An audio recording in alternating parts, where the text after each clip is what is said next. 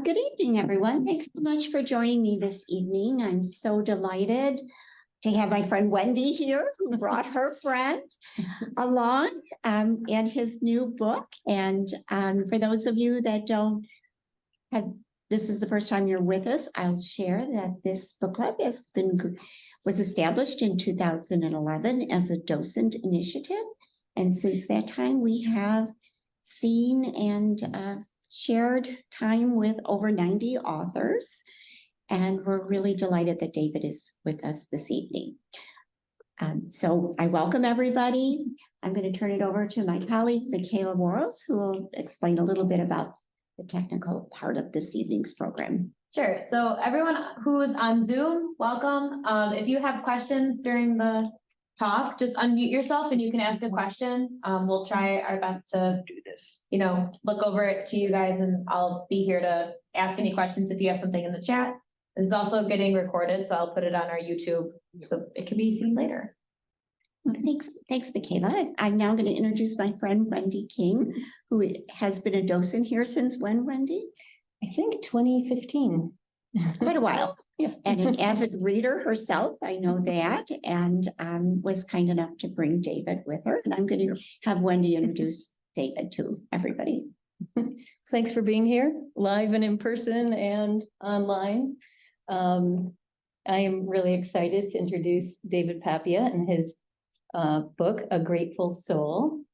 David and I have known each other for quite a while. His wife and I grew up together, went to grade school and high school together. So we've known each other a long time.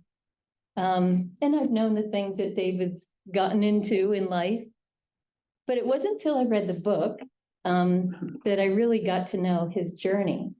And it makes me think that the people that we know in life, you think you know them, but the inner workings of their journey and their key moments and awakenings and the things that inspire us are things that we hold to ourselves mostly, privately.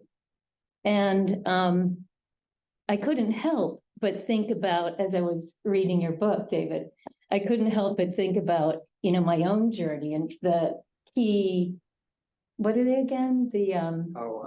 There's core experiences, of course, thinking about my own core experiences. And it was the way David's written the book that's so accessible and without ego and just very stating the process and the facts that allows sort of an openness to think of your own, how it applies to yourself.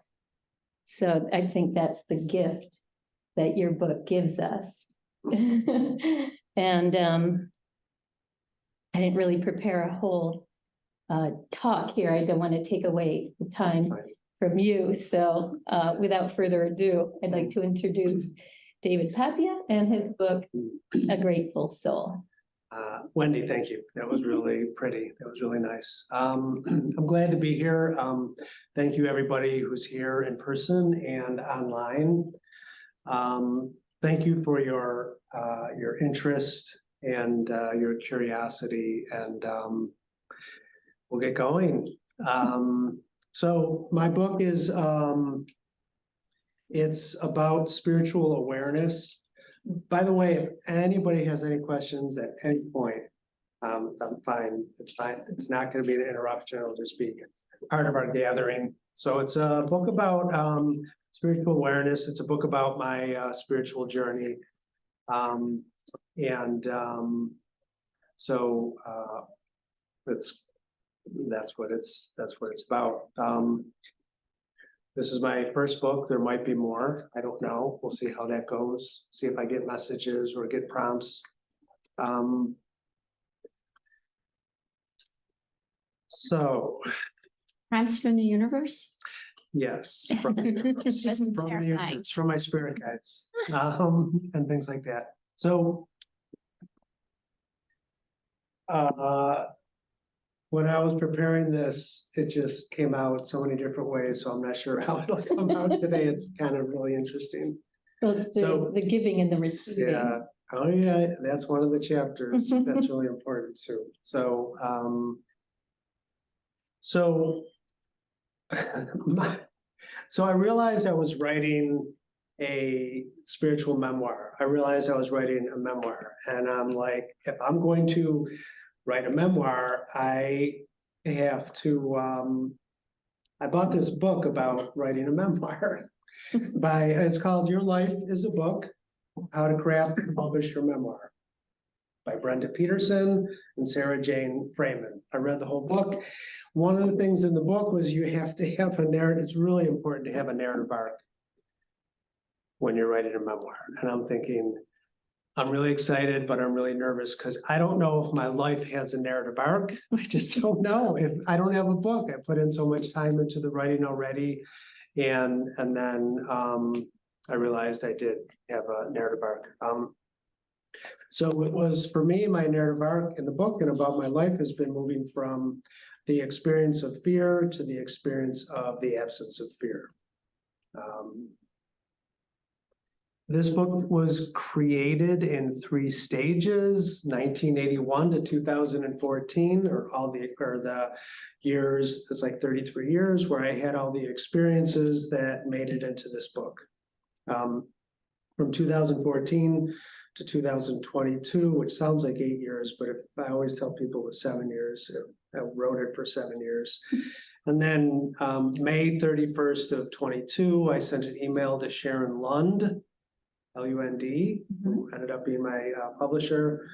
And on June 1st, she said she wanted to publish my book. And I was really excited. And so, and then you get down to the nitty gritty, and then it was, putting a few pieces together. And then by October 1st, it was in print through Amazon. So I'm recognizing Sharon Lund, my publisher, with Sacred Life Publishers, wonderful woman. Caitlin Palm, my editor, and Bill Van Nimwegen, my graphic design artist, who helped me with the cover, the front and back for the book. Did you choose them all? Do you mind my saying it? Did you choose those people, or was that part of the publishing company? Sharon Lund guided me to the To editor choose? Okay. and graphic design artist, yeah. Okay. So, thanks. And then I also want to really give thanks to the 4 kind people that agreed to provide endorsements for my book. That was one of the things that made me nervous when I was putting this together and wanted it to be complete, is that books seem a little bit finer when people endorse it. So I sought out the 4 people I sought out, they all said yes. So that was experience. You didn't ask Aaron Rodgers, right? Aaron Rodgers. So you know what I'm talking about? Aaron Rodgers. He's in hot water today. So I'm going to read something called the bone flute. This is very brief. The bone flute is the oldest known instrument. It was made from the bone of animals of the time, made by cavemen and women some 40,000 years ago. These early humans carved holes in the bones and discovered the sounds that would come forth. Archaeologists discovered no 2 flutes made the same sound. Our souls are like these ancient flutes. No 2 souls are the same, thus no 2 souls release the same music. So, like I said before, this book is about my soul's journey, and one of the intentions I had when writing the book is that it would prompt the reader to pay attention to their own life and things that come up, and then go with that, like Wendy was saying. So I thought what I would do next is go through kind of quickly from start to finish, and then circle back and maybe do some reading.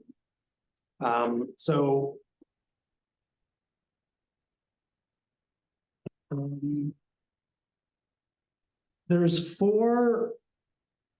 So if there is such a thing as a spiritual tapestry, in my book, there's 4 main threads that put this together. There's the awakenings that I had, there's my core experiences, there's cultivating gratitude, and there's the experiences of the absence of fear.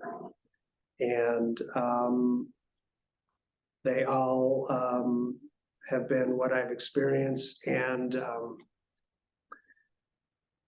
so for as far as awakenings go, I'm going to read Wayne Dyer's definition, which is on page 54.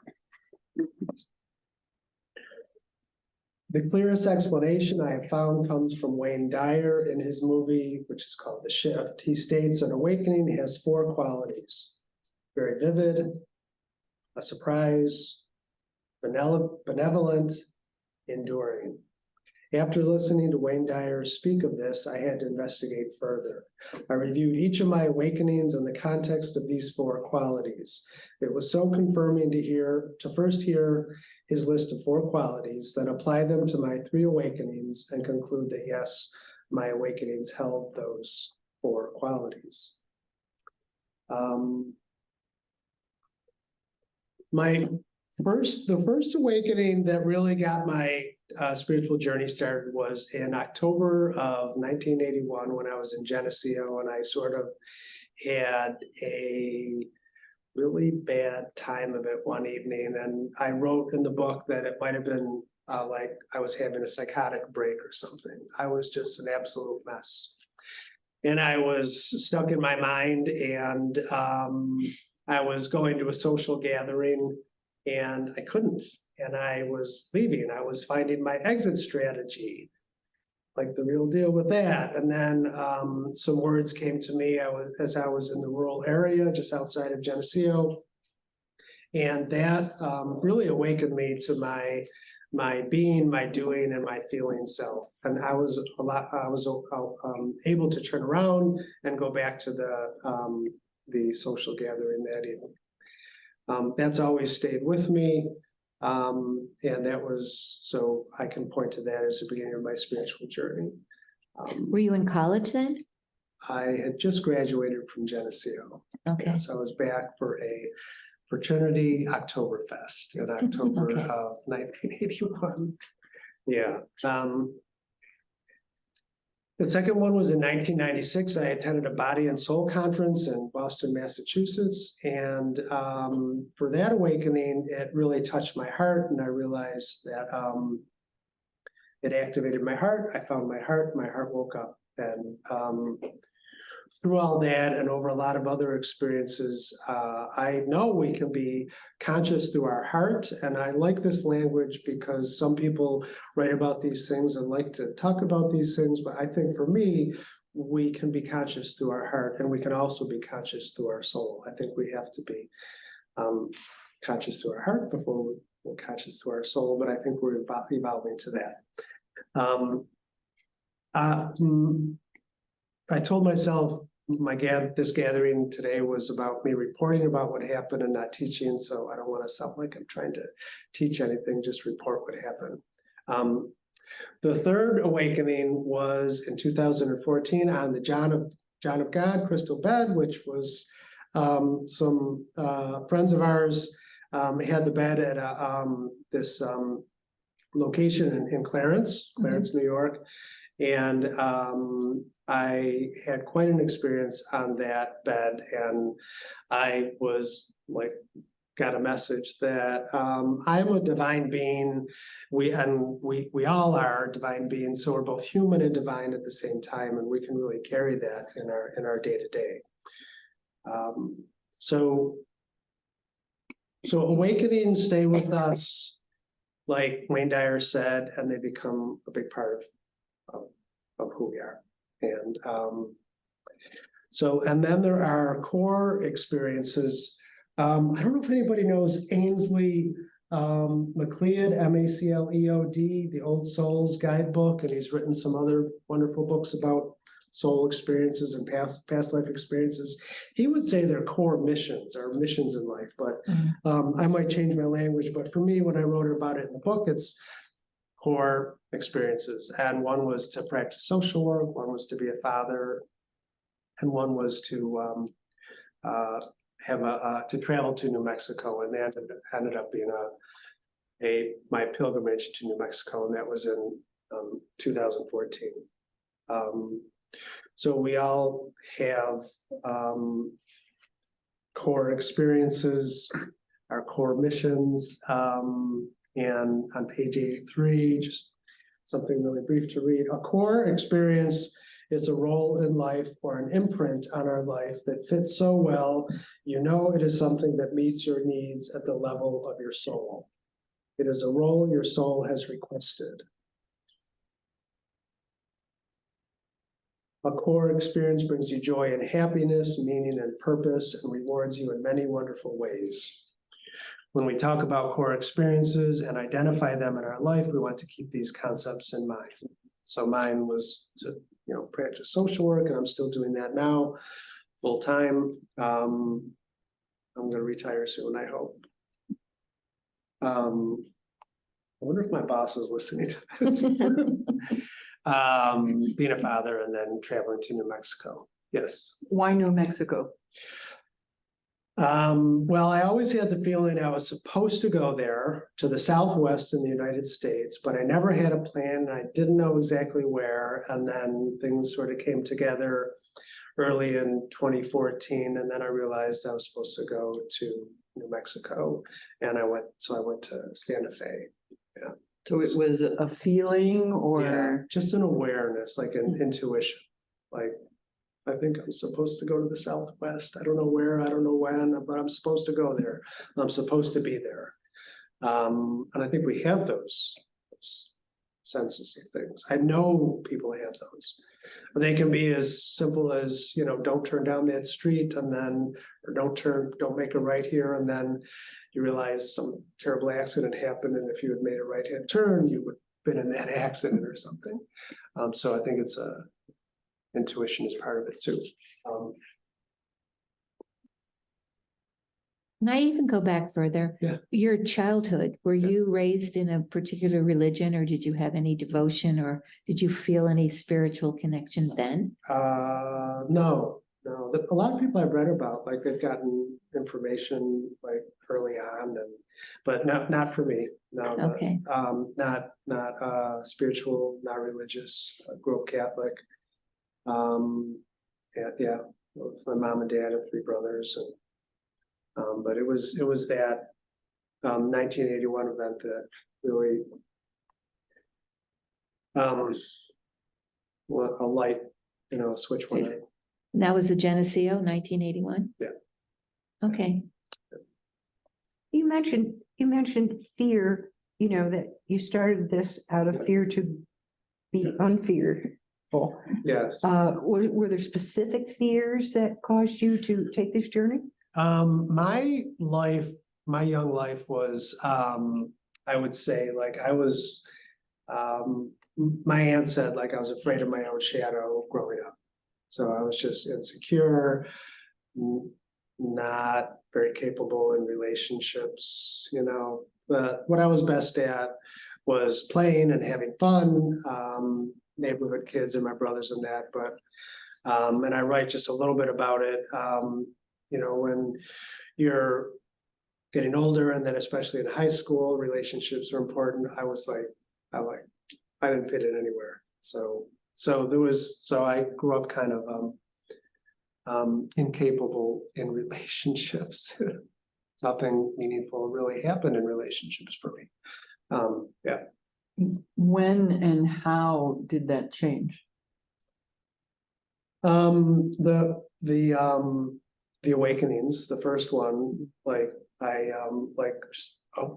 I said that the words, if you don't know how to be, the message I got, and I was repeating that to myself. If you don't know how to be yourself, if you don't know what to do what drives you, do what you want to do. And if you don't know what to feel what you feel. And that saved me that night. And then that's about, those are some basic things, but I realize that it's having a lot of self-awareness about those 3 aspects of ourself, our being and our doing and our feeling self. And the more self-awareness we have, the more capable we become.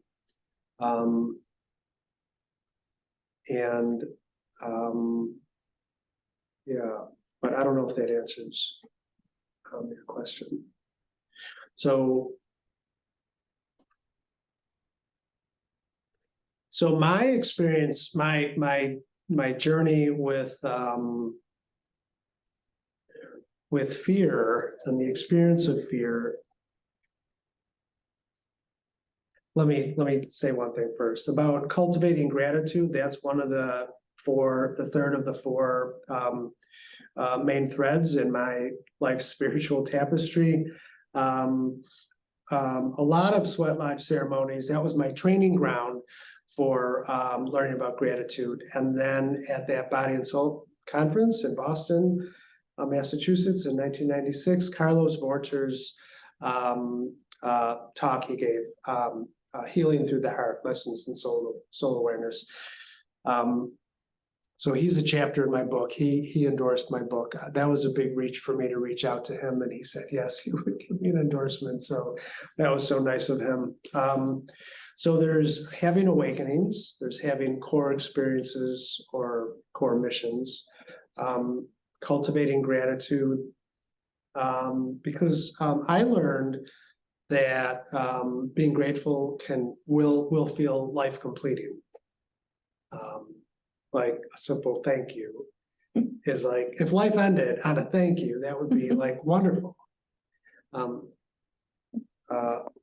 But to enter the state of grace, and grace is gratitude, it's thankfulness, to enter, just imagine you're grateful, but you're entering a state of grace, and it's like a constant, like you're always in that way of being. So I had two experiences with that I write about. One is the New Mexico pilgrimage, and the other is the experience after one of the sweat lodge ceremonies. The part of a chapter is called the bat, where I had an interaction with a flying bat. And then the fourth thread is experiencing the absence of fear, and I write about my friend Elizabeth and her husband Mike. They gave me permission to include their dialogue in my as a chapter in the book. So about Elizabeth, because she crossed over and came back. My father crossed over and came back, and then my pilgrimage to New Mexico was where I had my own experience of the absence of fear. Could you talk a little bit about the bat? Because honestly, The what? the bat, I Oh, didn't yeah. quite understand Yeah. the dynamics, no pun intended, You of the read it. bat and your relationship. I know a woman screeched, you weren't aware that the bat Yeah. had somehow engaged you. Yeah. Right. What is that all about? So, so one of the sweat lodge ceremonies, want me to read, should I read it or describe it? What? Describe it. Describe it. So after one of the ceremonies, sweat lodge ceremonies up on the Tuscarora Reservation, and I'd probably done 100, but by that time, maybe 50 or 75. And we were, so then it was evening after the ceremony, after you do the 4 rounds in the ceremony. It's a gratitude practice. That's how he runs his sweat lodge ceremonies. So then people don't just get up and leave afterwards. It's just a wonderful feeling after the ceremony. It's like being renewed inside there. And then so there was a small, like a campfire next to the sweat lodge structure. And we were sitting by the campfire, and there was, I think, 7 of us. And I was looking up and I saw like, okay, well, that's a bat. And then, but it was one of the most beautiful feelings I ever had. Like I was feeling completely at ease and content and peaceful, and noticing the bat and how beautiful the evening was, how beautiful the bat was. And then the next thing, the woman on my right was screeching That and would be moving me. away. It wasn't me, but And- that would be me. I'm like, what's up? I said, what's up? She's like, it landed on your back. I'm like, so what happened somehow was that I was noticing how beautiful the bat was and the whole experience. And it communicated back to me because it landed on my back. So that was really cool. So Like you were unaware that the bat had landed. I didn't on you. know. But you were thinking of it. Yeah, You were, yeah, I'm like, and you can't, I had to describe it because it needed language and it needed to go in the book, but it was kind of indescribable. But it was just like, I was like feeling so wonderful and peaceful and cleansed. The sweat lodge ceremony is like it's like starting you could feel like you're starting your life over, like you're being reborn. I described the sweat lodge structure itself, from the fire to the where you crawl in on your hands and knees, and you crawl in and you say, all my relations, you're giving thanks to all your relationships, not just people. And then from the fire to the entrance is like the umbilical cord. And then when you're inside, it's completely dark. It's like being back in the womb. And so it's like being reborn. So I came out and I was born again, so to speak, not in a religious way, but in a spiritual way. And then you're like, and then the bat's up there, and I'm like, and then before I knew it, it landed on me, it communicated with me. So that's what you felt? You felt a communication? Is that the awareness? no, I was like just in awe of just feeling. I can't describe how beautiful, how wonderful I felt. There's just not enough. So that's the awareness, the feeling of wonder, feeling wonderful. Yeah. Okay. Yeah. I think the process of cultivating gratitude,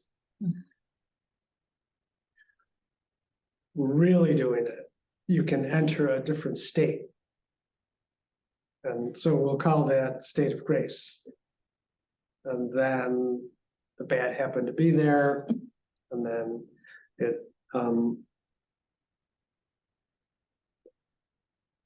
we tuned into each other, but I didn't know we did. But it was obvious. That But you also mentioned, though, that bats don't generally commune with humans, that they Yeah. don't usually land on a human or right. make contact with a human. Right. So that is unusual. Yes. that Yeah, it that's would the one fella. come He to said, you. bats don't do that. Right. Then he got up and he went, gave me 2 CDs, and I still have his CDs. Yeah, So did the bat just leave then? it must have. She must have scared it. Okay. We would have. I don't know. Who knows what would have happened if how long it would have stayed there, or would have bit me, or no, it wouldn't have bit Carried me. you off. If it went through all that just to land on my back, it would not have harmed me. Okay. So cultivating gratitude can really make wonderful things happen. So I was really moved by the description of your father's final week of life when he was resuscitated and Yeah. his time in the hospital Yeah. with all of you. yeah, And as you know, I still have my father here, and I really appreciated. It actually made me feel less afraid of his, ultimate demise. yes, It's a beautiful story. yeah. So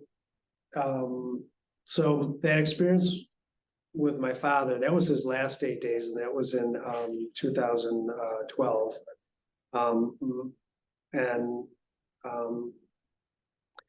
What I didn't do is I didn't ask him any questions. But he was in the same way about him that Elizabeth was, and my experience with Elizabeth was in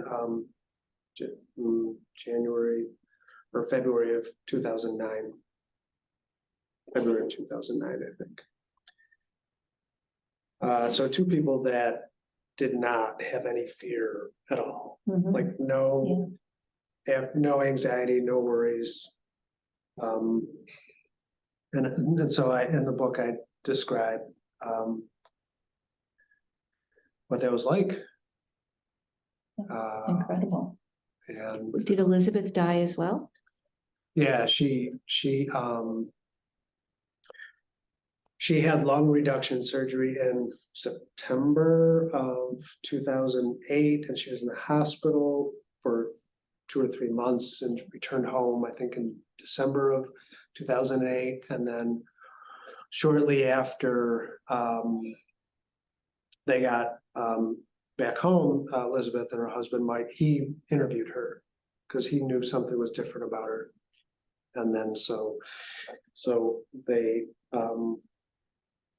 let me put their interview in my book. It was essential.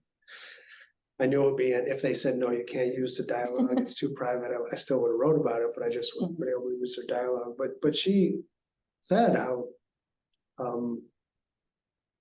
beautiful it was. So we were in a circle. It was the beginning of a book club, and Mike and Elizabeth were sitting next to each other. There was about 5 or 6 other people. And we're introducing, we've all been in those circles where you introduce yourself to each other, and then it was Elizabeth, and then the next person, it might have been Mike, or maybe Mike went before Elizabeth, but I said, well, wait a minute, let's go back to Elizabeth. So, because I just noticed something about her, and then we, it ended up not being about a book. It really ended up being about my sense of her, and then the leader. She will channel, so she channeled somebody named Red, and then through the channeling, she said that Elizabeth and I also somehow had a connection, that I was her, at least at that point, moment in time, I was her deceased brother, and then so she was being reunited with her brother. So that was special to her because he had passed away, and she was very special to me because I was obviously meeting her, a person that was obviously lit up, really lit up. Like there was something going on with her, something good. And then my experience of the absence of fear. So all these qualities came together. My awakenings made me like able to be a person, really, that can have relationships with people and feel like feel good about myself. And my heart waking up, and the experience on the John of God crystal bed. And then my core experiences gave my life so much meaning. And then cultivating gratitude gave me so much. Like, there's nothing better than being grateful. And then first Elizabeth, then my father, then my experience going to New Mexico. And I was like, I knew I was supposed to go. I just knew it. And I made my, all I had was my flight, my rental car, and a hotel. And people would say, well, what are you gonna do there? I'm like, I don't know, but it's gonna be great. I'm gonna be in New Mexico. And I started to be a tourist and look up sites on that, but I'm like, this doesn't feel right. So I didn't have a plan. And before I left, I realized if the plane goes down, I'm okay with that, because I knew I was supposed to go. And if at the end of my life was going to be that way, then like, that's it. I'm supposed to go to New Mexico. So I was there for 8 days, and it turned into a pilgrimage, calling it my personal spiritual pilgrimage before I went, because my friend and coworker Flo said, it sounds like a pilgrimage. And you weren't that keen on flying, as I recall, right, at the time. You've done a lot of flying since then, though. correct, yeah. So, yeah. Take a pill, take a Bonning, Yeah. don't get So sick. you really had to go there. So, yeah, so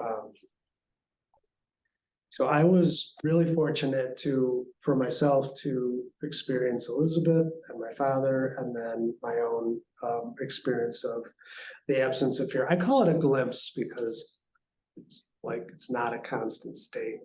So what did you do in Mexico, though? I mean, I'm Yeah. picturing, I'm having Yeah. this vision of you. So I rented the car in Albuquerque and it was a Hyundai Santa Fe. I was like, this is perfect. This is perfect. And you Then went I drove an hour to Santa tell Fe. Santa Fe. Uh-huh. And then I got checked in and I went to the nearest Starbucks.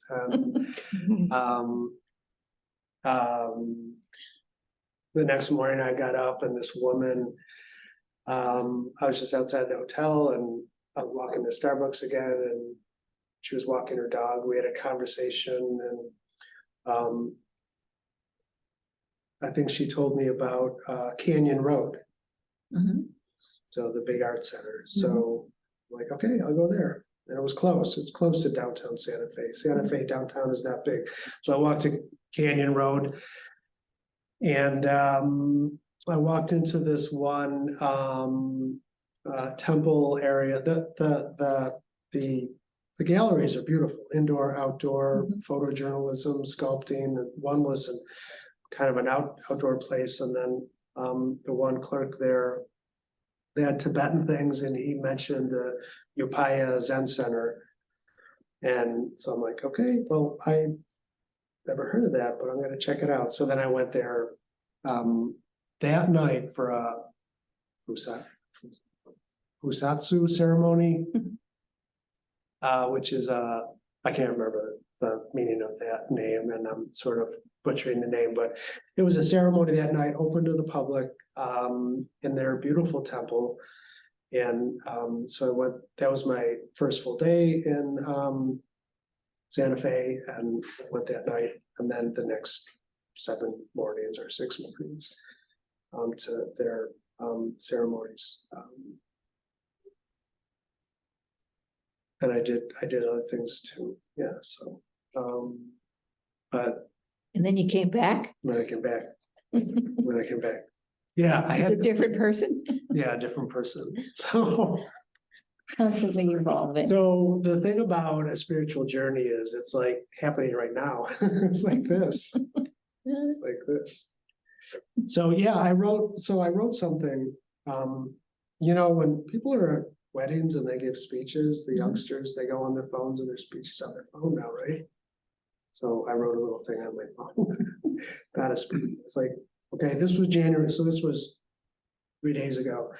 There's a part of me that wants to put myself out there like this, and there's a part of me that wants to sit back quietly and enjoy the beauty of everything.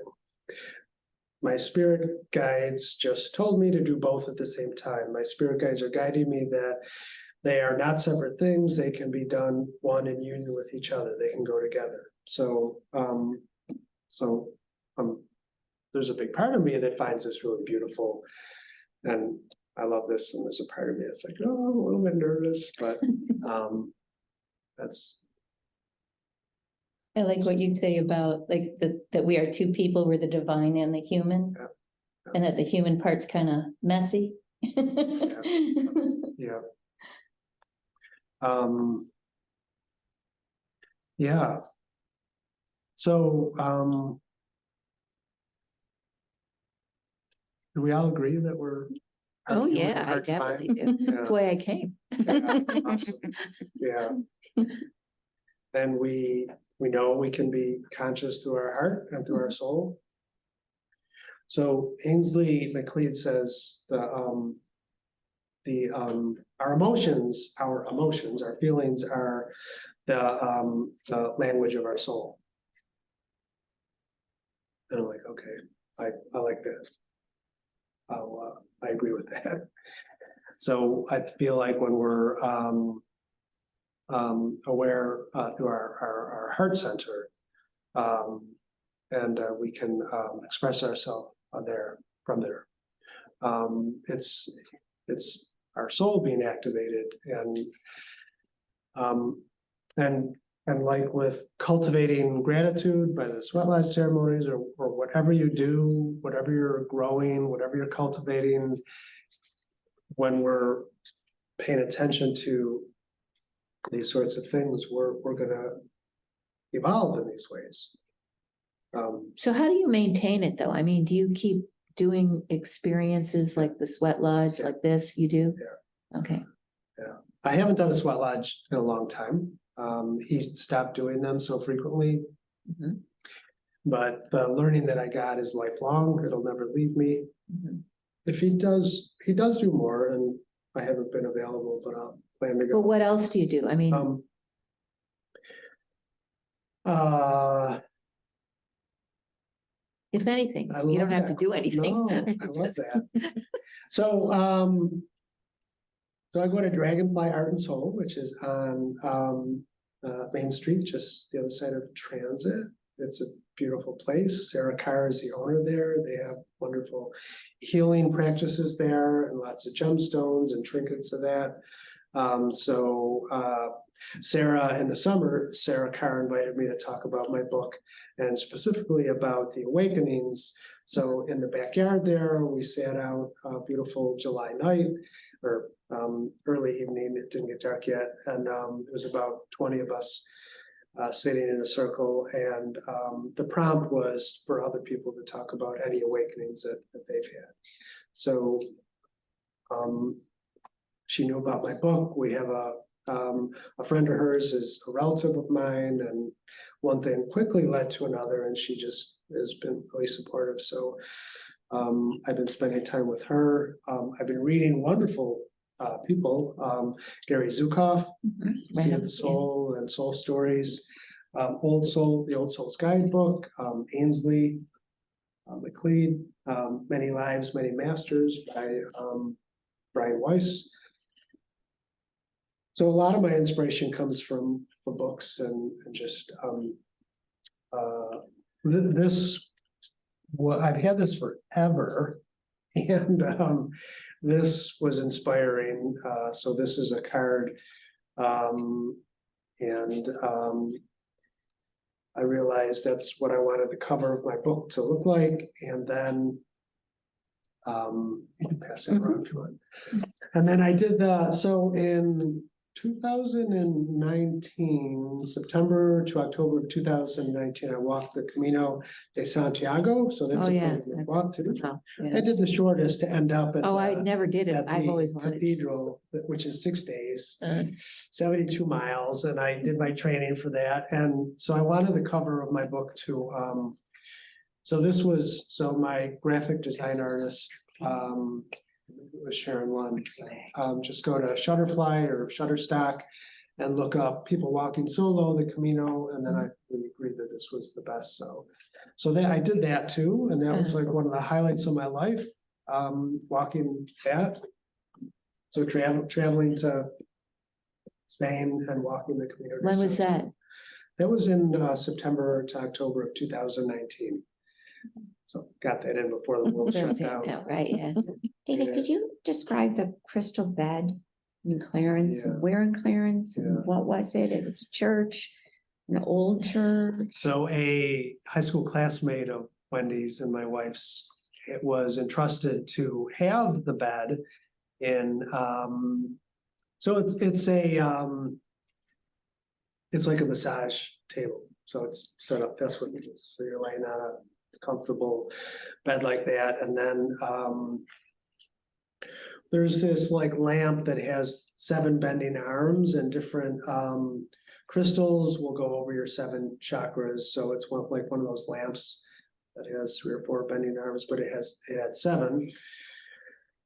And it's are some of you familiar with John of Yeah. God? And I'm familiar with the crystal bed too. I have a Yeah, friend who right. has one in Ireland. And where in Clarence is, It was at an old Was? church, but it's not there anymore. They had it for a few weeks, so it was. Like a little in tiny- Clarence Center, teeny tiny church? yeah. Do you know it? It was an old, one looked traditional like a church and the other was newer build, and then the crystal bed was in the newer place. So what can I say about that? I had so the 2 ladies prepared, they prepare you for the bed experience, and then they said how your intentions are really important. So I set my intentions. And then there was some music playing and then I got that one message that I wrote about, you know. Did I? say Yeah, that what was the message?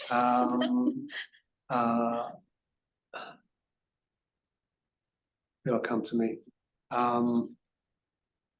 So first it was I'm a white light. A white light is love. A white light knows what to do. And then you are a white light. A white light is love. A white light knows what to do. You are already fully loved. Like, dude, that was great. No, I didn't say dude at that point, but I was like out, like in this, again, this sort of state experience that you just can't describe. Otherworldly, but otherworldly, kind of like in another realm. And so that message was like, has anybody ever gotten like a message where there was like words that they just showed up and it was really special here? Yeah, I've done the lights, but you could buy it for $3,000. The bed? The bed, and I think it's a little bit less because they have now, instead of the lights above, it's below. Oh, that's the one I. But yeah, it's so true that if you have somebody guide you with Yeah. music, that it just opens up the chakras, Yeah. and Yeah, it's quite absolutely. beautiful. So that told me that not just me, but we're divine beings, right? We're already fully loved. A white light knows what to do. Like, and that's another consistent message when we're like living through our heart and conscious through our heart and our souls. Like, so that just takes a lot of remembering and practices and supports and people and places and and healing. Yes. I have a question for you, Good. which you don't have to answer. Okay.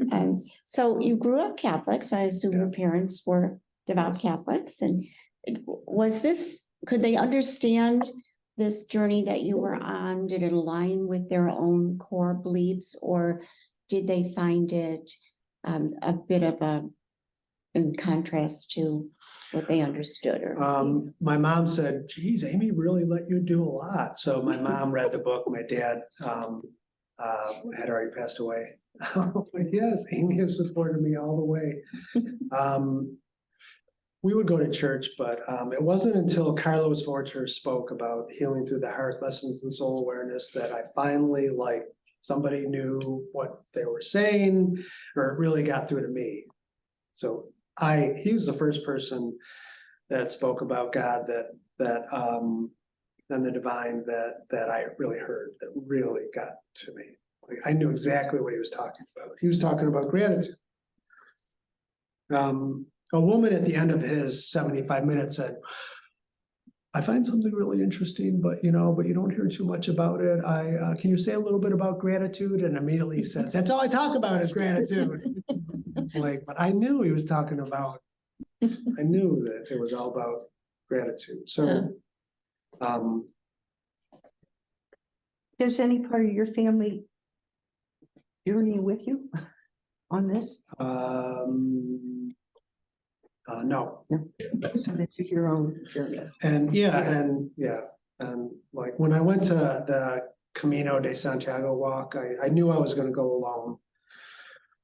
A journey and a pilgrimage is like, for me, you got to be alone. You can't have a friend and you're talking to, like, which is nice when you're with your friend, but when you're on a spiritual pilgrimage,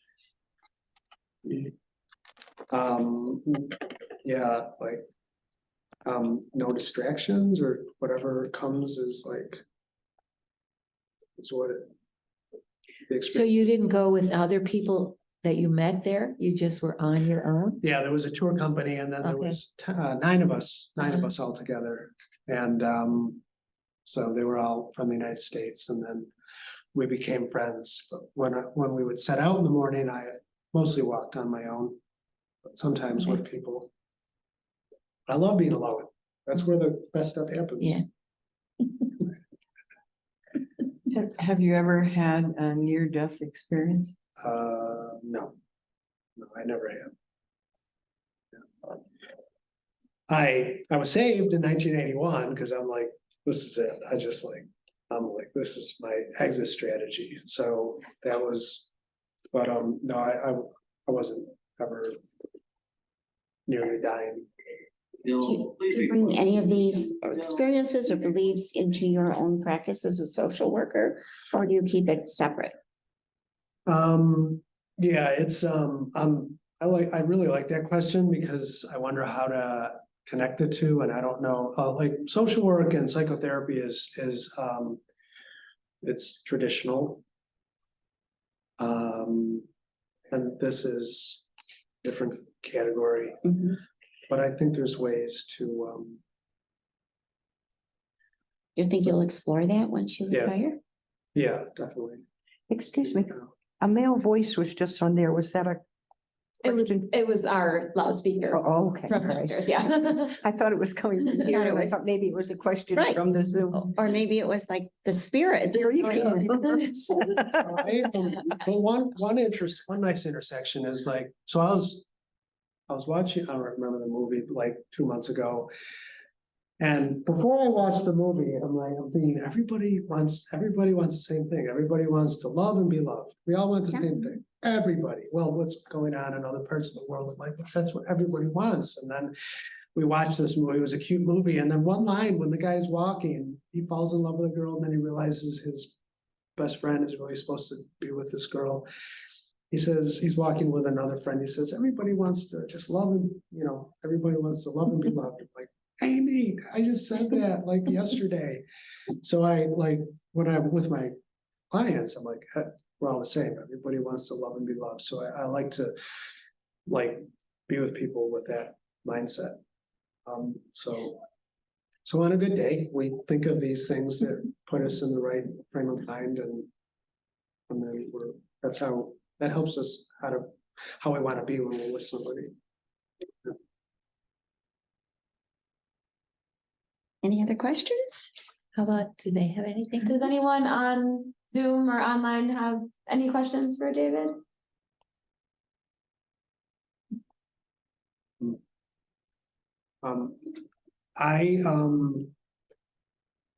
So I have some takeaway. Do we have a few minutes for Yeah, takeaways? I'll just close the doors. Okay. So, anybody know Krishnamurti? Yeah, Yes. not well. I've never met I him. know of them. So some takeaways in no particular order. So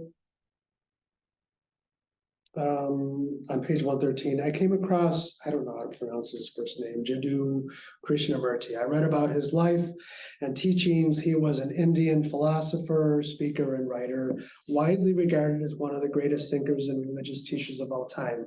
While near death, it was reported that he asked, while near his death, it was reported that he asked the crowd, "Do you want to know my secret?"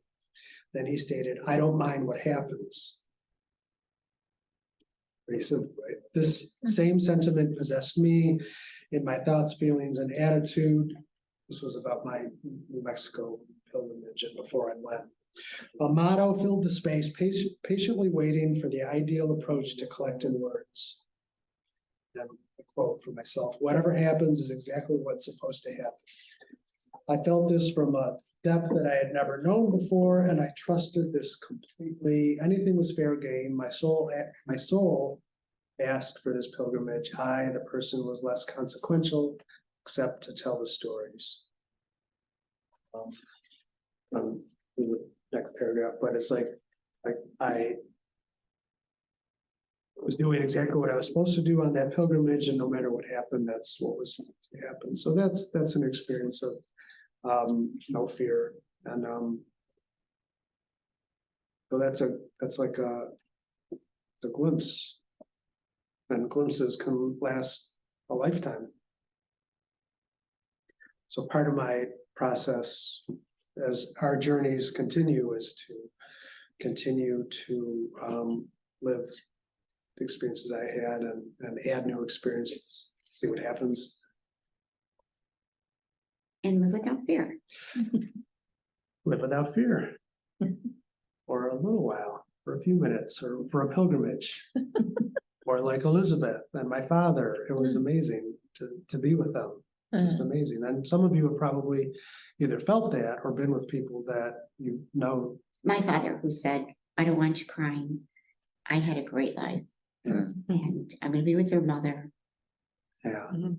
Oh, he wasn't afraid. He was ready. He was ready, Yeah, excited. beautiful. Yeah. Yeah. So these are good lessons. These are good lessons. So Ainsley, again, he says lessons are experience isn't a lesson, it's what we draw from the experience. That's a lesson. So I like to now say there's no such thing as mistakes, only lessons. But we have to learn. So what are you looking forward to doing next? For an adventure? Are you being pulled anywhere? What was the last? Are you being pulled anywhere, like Yeah, the that's a- Camino or you're New right, that's a Mexico? great Or question.